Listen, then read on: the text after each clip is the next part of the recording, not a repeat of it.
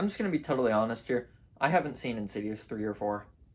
So without any further ado, let's get into talking about Insidious 5. Let me just explain where I stand with the Insidious franchise for my viewers that are still watching after that opening line. I watched the first one. I thought it was really good. Thought it was really well thought out, and I enjoyed it a lot. And then I watched the second one, and it was pretty bad. I didn't like it very much, in my opinion. I just didn't think it just felt like a cash grab.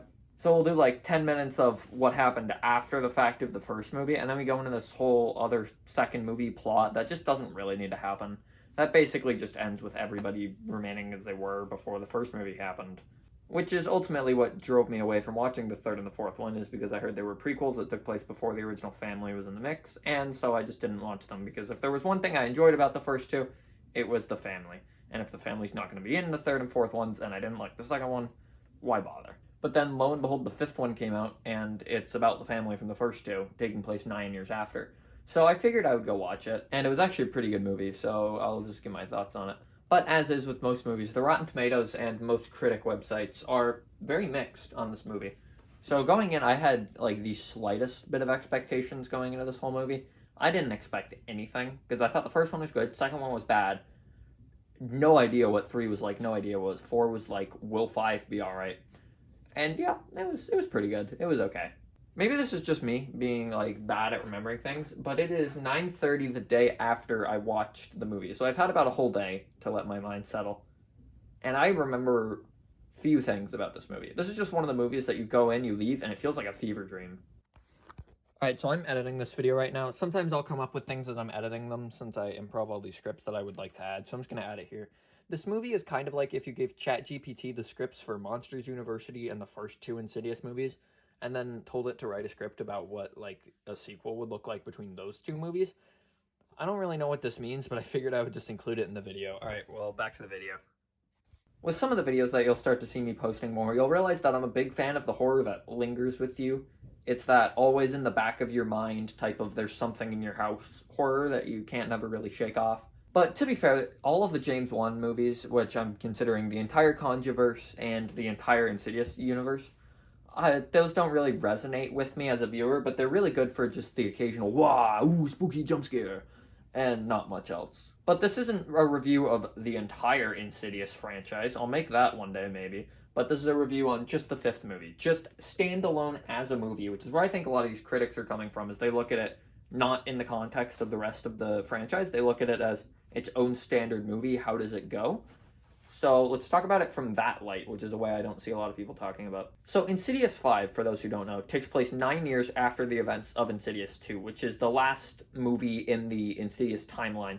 So 5 takes place 9 years after that. It's basically a check-in with the characters for the first little bit. We start with Dalton's grandmother passing away in a very Hereditary-esque funeral that we start at. But then we start to learn a bit more about the character relationships, and we learn that Dalton is just not overall in the best of places with his parents. He's sort of distant from them and just overall not in a very good relationship, especially with his dad after the parents got divorced, I guess, in between the second one and now.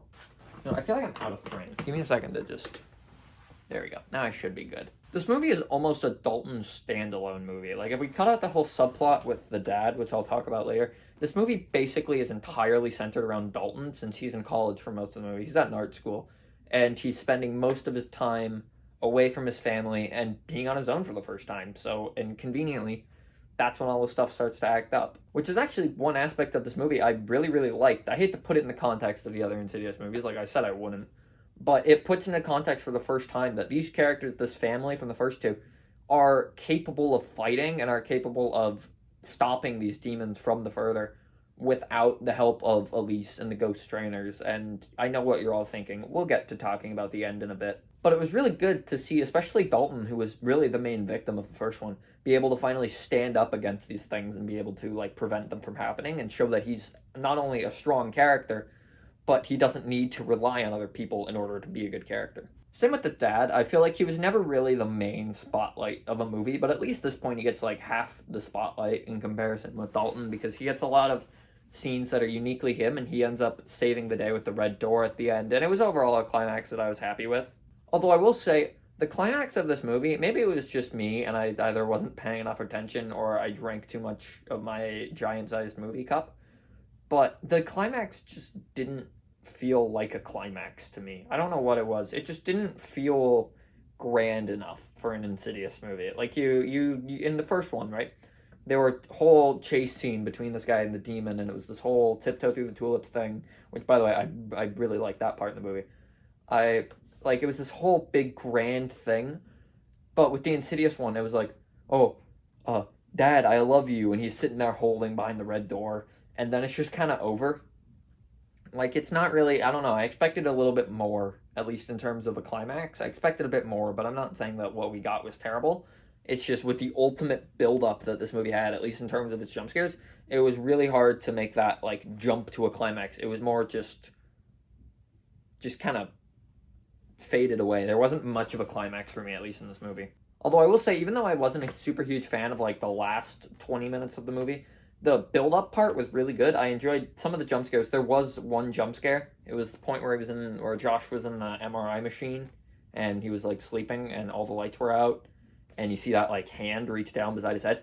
That in the theater had me going like this. I wish I was kidding, but in the theater I was going like that. Say what you will about the lasting impact, and I will say what I want about the lasting impact of the Conjuring movies and the lasting impact of the Insidious movies, but god damn can James Wan pull off a jump scare. And hey, I guess that's a good point to realize that this movie wasn't actually directed by James Wan. Like, he had some involvement in it, I'm pretty sure. This was actually directed by Patrick Wilson, the guy who plays the dad. This was his directorial debut, and I thought for a first movie, this was actually really good. I thought he did a good job taking what we already know from the Insidious franchise and using that, like the red-faced demon and stuff. But he also did his good chunk adding, like, the new characters and all of this new stuff, like Dalton being away from his family and the new family relationships. All of that was stuff that I don't think anybody... I wasn't super involved in the hype for this movie, but I don't think many people were expecting Dalton to be this center-focused in the movie. I thought it would be more family, like, everyone gets the unique amount of screen time. I don't think their brother, Foster, was, like, in the movie at all. I did enjoy the comeback of the lipstick-faced demon. I like his new appearance in this one. It doesn't look very different, but he's definitely a lot less bright red, and it looks a lot more like blood or whatever it is, and not, well, lipstick. But I think it was a really cool kind of callback. Not even really a callback. It was just a cool, oh, look, by the way, we're kind of coming full circle here, which really leads me to believe that this is kind of finally the last Insidious movie. I think this is the end of the franchise. Or maybe they'll come back in 3 years and make Insidious the White Shelf or something. But bringing the lipstick-faced demon in definitely did add more of a full circle to the whole franchise, or at least the Dalton's family storyline of 1, 2, and 5. It definitely made that kind of wrap up full circle, tying up all the loose ends with it. Maybe I'm just remembering the first 2 Insidious movies wrong, but this movie I feel like was a lot more mystery-focused than the first 2. Because I didn't, like, it was a lot of weird, it was a lot of Stranger Things-esque drawing, and then looking at the drawing and being like, what does this mean? Oh, little bro, do you remember a red door? And it was a lot of it was pretty entertaining. I like mystery stories because you gotta figure out, maybe not mysteries, I like the stories that you learn about whatever's happening at the same pace as the protagonists. So, and this movie had that, and I thought it was really good. Pretty much the entire movie being set at college was something I wasn't super, expecting, and I thought it was pretty good. I thought it was executed really well. Granted, I've never been to college, properly. I've never properly been to a college before, so I don't really know how accurate it is, but if anything, it just makes me excited to go to college. I also thought Dalton's whole character of being that kind of loner with the family issues and the demon issues was actually really well written, and I enjoyed, he seems like a cool guy. He seems like someone I would be able to talk to. Now, I said I would talk about this earlier in the video, and this is probably what a good chunk of the video is going to be devoted to. I didn't like the ending of this movie. Now that I've had some time to think about the movie's ending and kind of realize what it means in context to the rest of the Insidious franchise, from what I remember, and this is just talking 1 and 2 again. In this video, we're not really covering 3 and 4 much. We're covering 1, 2, and 5 as the Dalton storyline, basically. And at the end of the first one, Elise dies. She just, passes away at the end. And then at the end of the second one, I'm pretty sure she's stuck in the further or something. Or we learn that she's not around anymore. But then at the end of the 5th one, she shows up again for, a minute. She's like, oh, I knew your mom, to Josh. And she's like, oh yeah, by the way, I'm a ghost or whatever. She doesn't say that, but then she disappears. I just didn't like that very much because this movie was so focused around basically saying, hey, we're free to make more Insidious movies without Elise, without the ghost hunter people, without people, demonologists, whatever you want to call them. We're able to make movies about this family or about other families that are strong enough to be able to take these people off, like fend off the demons, without the need for a ghost hunter. But then at the very end of the movie, Elise shows up, and that's just basically throwing that whole thing out the window. They're basically confirming already that if they make a sixth one and call it like the Green Wall or something, because we're naming it after objects now, that Elise is going to be in it and play a big central part, and we're going to follow some helpless family. And that kind of gets rid of, like, especially if it's the Dalton family, that kind of gets rid of all of the development that happened in this movie. They could have not showed Elise at the ending and just had, like, I don't know, him hear her voice or something, and him been like, oh, she's still around, she's stuck in the further or something, but he still, or at least he remembers Elise or something like that.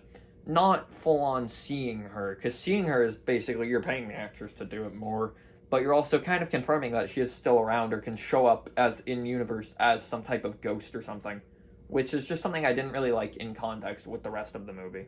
It's kind of like if you spent the entire, like, Spider-Man trilogy, or, like, the entire part of Spider-Man learning to be Spider-Man in the MCU after Iron Man's death, being, like, and then having, I don't know, if they make a college trilogy, having the college trilogy end with some big climactic battle and Spider-Man proves that he's able to do something without the Avengers, and then at the very last end having Iron Man come back in and be like, hey, kid, how's it going? It just wouldn't make sense, because it kind of throws out all of the development and the proof that Spider-Man can be his own hero in that universe, basically. You know what I mean? So yeah, as somebody that hasn't seen Insidious 3 or 4, I've only seen 1, 2, and 5 now, I thought it was pretty good. I thought it was a good movie. I don't remember all too much about it, but it was a great way to just take your mind off of things for 2 hours, get scared at my friend in the theater. I just saw his arm because he was sitting like 2 seats down from me. There was one good jump scare where he just goes and like full on jumps out of his seat like that. That was pretty funny. But it's a great experience to go with your friends, and if you're thinking about going, even after you've just sat through a video of me talking about spoilers, if you're debating on going or not, I'd recommend it. You'd at least probably have to see the first 2, because I went in without seeing the 3 and 4, and I understood it. You don't have to watch all of the movies, but I'd recommend 1 and 2 at least. I would recommend go see this movie. Are critics right about it? No.